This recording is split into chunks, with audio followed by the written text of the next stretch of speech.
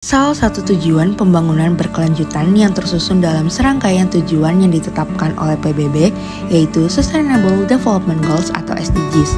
Pada poin kedua mengenai Zero Hunger atau mengakhiri kelaparan dengan tercapainya ketahanan pangan, peningkatan gizi, dan pertanian berkelanjutan. Berdasarkan data Global Food Security Index, Indeks Ketahanan Pangan Indonesia tahun 2022 mengalami peningkatan di level 60,2 atau naik sebesar 1,69% dibandingkan tahun 2021. GFSI mengukur ketahanan pangan negara-negara dari 4 indikator besar, yakni keterjangkauan harga pangan, ketersediaan pasokan, kualitas nutrisi dan keamanan makanan, serta ketahanan sumber daya alam. Nama aku Lydia. Oke Lydia, sebelumnya aku mau nanya nih, menurut kamu ketahanan pangan sama kemandirian pangan itu penting gak sih? Kalau menurut aku pribadi, ketahanan kemandirian pangan itu tentunya sangat penting karena apa? Karena untuk memastikan kalau negara kita akses makanannya tidak bergantung kepada negara lain. Data Badan Pusat Statistik tahun 2020 menunjukkan sebanyak 56,7% penduduk Indonesia tinggal di perkotaan. Besarnya proporsi jumlah penduduk perkotaan akan menuntut permintaan pangan di perkotaan juga meningkat. Sementara lahan yang dapat digunakan untuk memproduksi pertanian sangat terbatas. Sehingga lahan yang dapat dimanfaatkan untuk pertanian tidak cukup untuk memenuhi kebutuhan pangan penduduk perkotaan.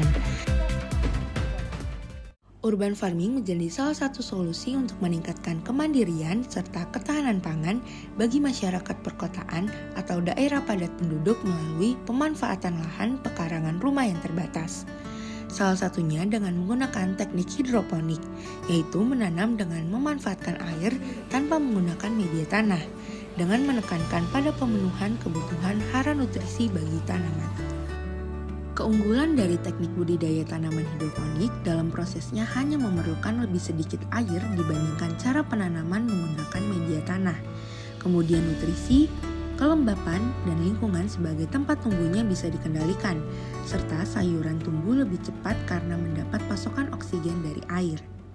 Halo teman-teman, sekarang kita lagi di mana nih Sal? Di mana ya? Kayak nggak kenal gitu sama tempatnya. Apa kita tanya Pras aja kali ya? Tapi Prasnya mana ya? Gak tahu ya. Halo, aku Pras. Jadi di sini kita ada di salah satu tempat kelompok tani kerja, yaitu tempatnya ada di Desa Cibanteng, Kecamatan Ciampea, Bogor. Tapi kita mau ngapain ya di sini? Daripada bingung, mending kita langsung kepoin aja urban farming yang ada di Desa Cibanteng ini. Let's go.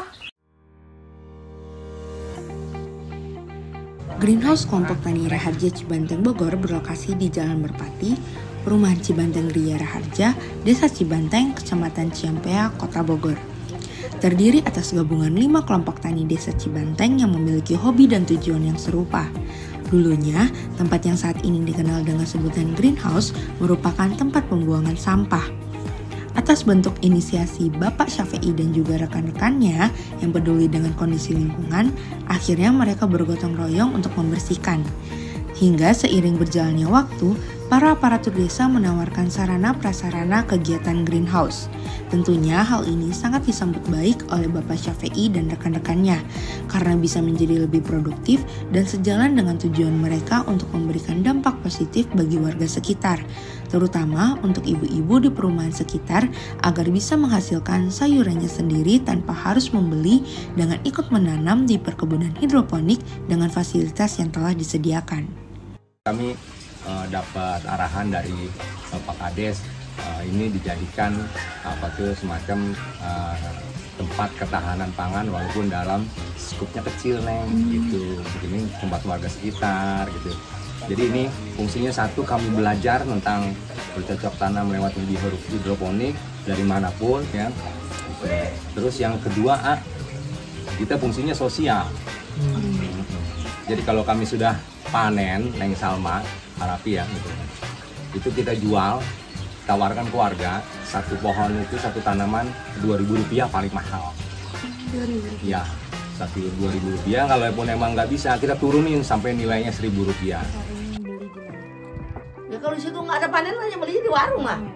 Kalau di itu seminggu sekali panen pasti beli di situ. Berarti Kalau ada yang beli mie, aku beli di situ, ngambil aja.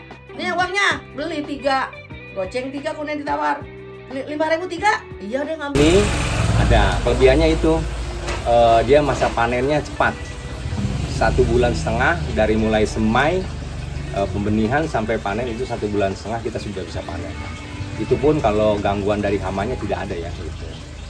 Dalam upaya membasmi hama, Bapak Syafei dan rekan-rekannya menggunakan pembasmi hama organik dari campuran bawang putih dan cabai, serta tanpa bahan kimia sehingga aman bagi sayuran untuk dikonsumsi. Cabut ya. Nih. Gitu ya. Bungkus gini. Nah, masukin ke sini, udah tinggal naik ke sana. Pada sesi ini kami diajarkan oleh Bapak Syafei untuk berbudidaya dengan metode hidroponik yang mudah diterapkan. Karena dalam prosesnya, kita tidak memerlukan listrik dan bisa memanfaatkan sebuah wadah yang sudah tidak terpakai. Bapak Syafei pun menggunakan wadah yang sudah tidak terpakai sebagai media tanamnya, serta menggunakan nutrisi AB mix agar tanaman bisa tumbuh dengan baik. Kami diajarkan bagaimana pemilihan bibit yang tepat, memindahkan bibit tanam ke media hidroponik, hingga proses pengaliran air. Tentunya hal ini sangat bermanfaat dan mudah untuk diterapkan. Kami sangat berharap tempat ini bisa bermanfaat buat warga sekitar atau yang bisa hadir di sini dalam belajar bercocok tanam lewat media hidroponik. Nah, karena mudahnya teknik budidaya hidroponik, maka metode ini sangat bisa untuk diterapkan di rumah para pendengar dengan memanfaatkan lahan atau pekarangan yang tersedia di lingkungan rumah. Hal ini bertujuan agar setiap rumah tangga masyarakat Indonesia bisa menghasilkan sayuran bergizi untuk dikonsumsi secara mandiri dan berkelanjutan, sehingga membantu mencapai poin SDGs poin kedua, yaitu tanpa kelaparan dengan tercapainya ketahanan pangan dan kemandirian pangan masyarakat.